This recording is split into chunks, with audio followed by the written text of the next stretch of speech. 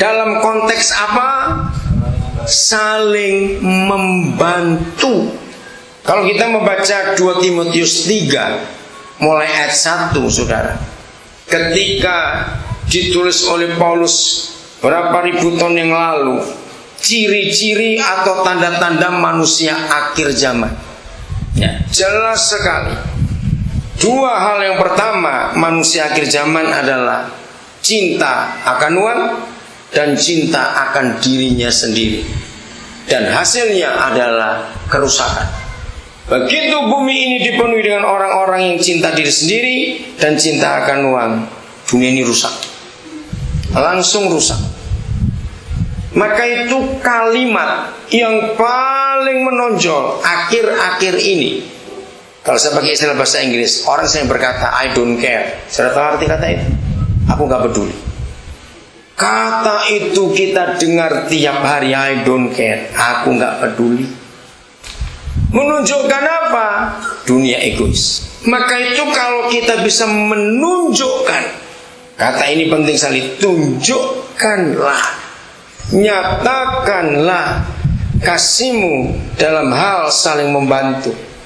Saudara bisa bayangkan, ketika masing-masing orang mementingkan diri sendiri.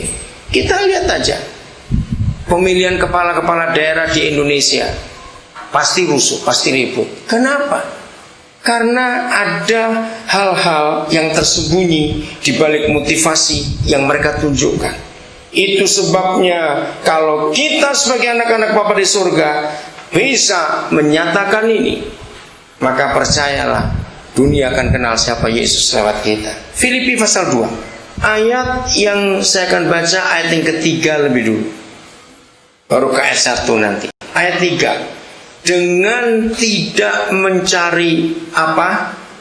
Nah, kepentingan sendiri. Stop dulu sampai di situ. Semua kekacauan, semua keributan pasti dimulai ketika ada orang yang mementingkan diri sendiri. Itu pasti. Ketika ada orang mementingkan diri sendiri, saudara, saya punya istilah ini, setan itu nggak ada di kuburan. Sangat salah. Sebab setan itu tidak bodoh. Setan tidak akan pernah memakai orang yang sudah mati. Dia rugi. Coba renungkan itu. Jadi setan itu nggak pernah ada di kuburan. Tapi setan itu selalu mencari orang hidup. Catat itu baik-baik. Betul? Setan selalu mencari orang hidup. Nah, orang hidup yang bisa dicari dan digunakan oleh si jahat, kalau setan tahu orang itu hidupnya mementingkan diri sendiri. Maka itu Yakobus 3:16 mengatakan jelas, sebab di mana ada iri hati dan mementingkan diri sendiri, di situ ada apa dan apa? Ada kekacauan dan segala macam perbuatan yang jahat. Kapan rumah tangga kacau? Pasti ada yang ngotot di situ. Kalau nggak suami ngotot atau istri ngotot, pasti rumah tangga akan kacau. Nah, kata ngotot, kata menuntut, itu menunjukkan ada orang yang mementingkan diri sendiri. Setan tidak akan pernah bekerja kalau ada orang yang menggenapi Yohanes 15 ayat 13 tadi, berani berkorban, menyerahkan nyawanya untuk orang lain. Setan tidak akan bisa bekerja, karena setan tahu orang itu nggak bisa dia pakai. Saudara, kalau kita dengan tegas memaksa diri kita untuk tidak mencari kepentingan sendiri, percayalah kasih itu akan nyata dengan jelas dalam kehidupan kita. Yang berikut, ayat 3, masih ayat 3, atau apa? Ayo, ayat 3, atau apa? Puji-pujian yang sia-sia. Unsur mementingkan diri sendiri, selalu mencari puji-pujian buat diri sendiri. Hindari itu dalam kehidupan kita. Nah, kalimat berikut, sebaliknya kita disuruh apa?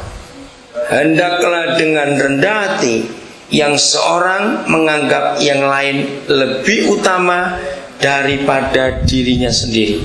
Sekali lagi saya tanya pakai kalimat ini, apa yang terjadi kalau di dunia ini orang menggunakan hukum ini? surga lagi turun ke bumi. Saya ulangi kalimat ini, sebaliknya hendaklah dengan rendah hati yang seorang menganggap yang lain lebih utama daripada dirinya sendiri. Hukum Yesus Tuhan kita, hukum surga itu tidak sulit. Tapi hukum itu jadi sulit ketika kita berhadapkan dengan keegoisan kita. Itu pasti jadi sulit.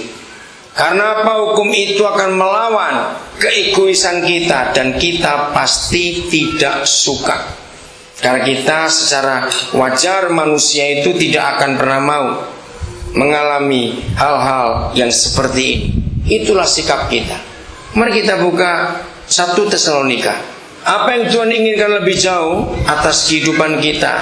Pasal yang keempat, ayat yang ke-7. Sejak semula Bapa di surga sudah memanggil kita dengan maksud ini. Sudah, pasal 4 ayat 7. Tuhan memanggil kita bukan untuk melakukan apa yang cemar, melainkan apa yang kudus. Seringkali gereja menerjemahkan kata cemar itu bicara perzinahan. Betul. Tapi kalau kata cemar hanya untuk perzinahan atau halal, percabulan atau kenajisan, maka setan akan dapat keuntungan banyak. Kenapa? Karena kalau ada orang egois, ada orang mementingkan diri sendiri, orang itu mencemarkan yang lain. Coba renungkan, iya atau tidak? Dalam hal apa dia mencemarkan orang yang lain? Karena orang yang egois itu pastikan melukai orang yang lain. Orang egois, orang mementingkan diri sendiri, dia tidak pernah pusing dengan orang yang lain.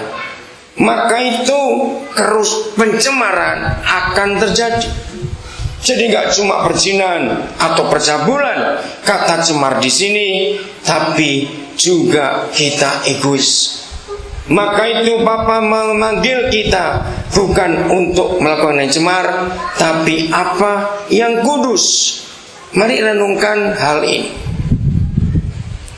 Kekudusan itu adalah kasih.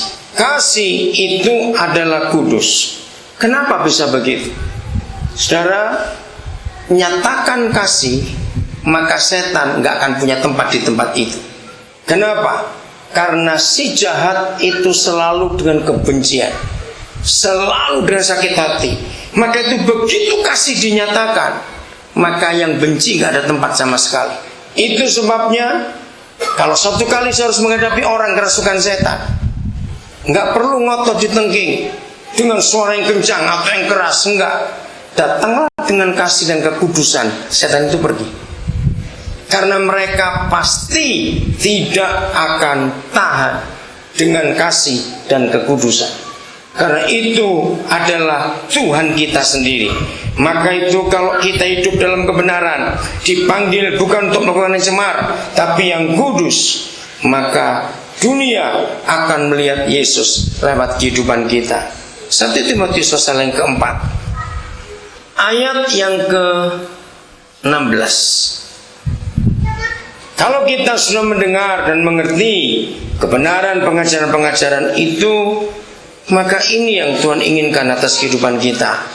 Awasilah dirimu sendiri dan awasilah ajaranmu. Artinya perhatikan.